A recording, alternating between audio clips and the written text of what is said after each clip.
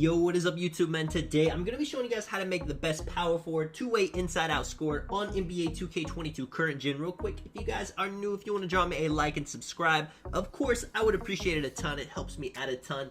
Let's get right into this video. So with the position, like I said, we're making it at power forward. I do feel like that's the best position for a build like this, but it is possible to make it at small forward, shooting guard, even point guard if you want to, but power forward is definitely the way to go. With the pie chart, we're going with the more green than blue. That is the mainly shooting pie chart. It's going to give you the ability to have Hall of Fame shooting badges. You're going to be able to still finish in the paint well, do some dribbling, some post control is going to be upgraded, and you're going to have defense. It's a very all-around kind of build, and with the physical profile, the top one, to get some speed, we are going to increase the weight, so having more speed is going to help.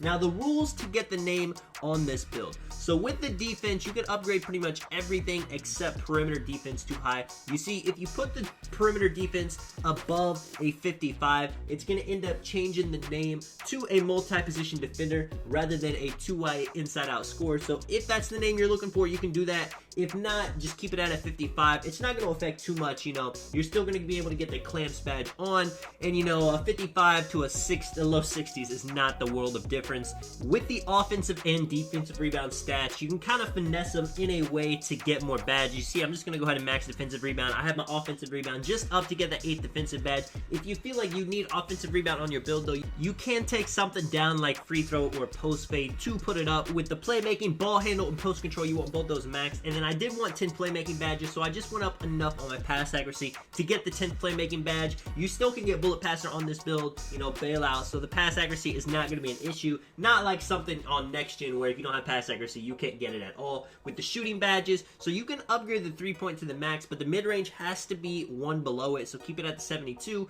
Free throw max, and then post fade, I brought it up to a 75 to get 19 shooting badges. If you want some more shooting badges, you can put it higher, but I wanted to save the rest of the attributes to get my driving dunk, driving layup, and close shot max. You know, it kind of gives me a balanced feel to the build. With the height, 6'7" is the way to go. At 75 ball handle, it's going to give you the ability to get some pretty nice dribble moves. You'll have to hit 98 to get it, but even with a 72, you're going to have a decent amount of speed. You'll be able to do a lot with it with the weight. 250 gives you that 63 interior defense, which is important to get the name two-way in front of the inside-out score name. And then with the wingspan, 87 is as high as you can go. Once you go any higher than 87, it's going to end up changing the build name. You can go a little bit lower if you want to do 86, 85 to get more shooting, but you see it's very well balanced like this. You get the 76 driving dunk, which will be 80 at 99 overall. The mid-range and 3-point, they're both in the mid to high 70s, which in this game you can shoot very consistently with that. I mean, I don't want to say like, you know, too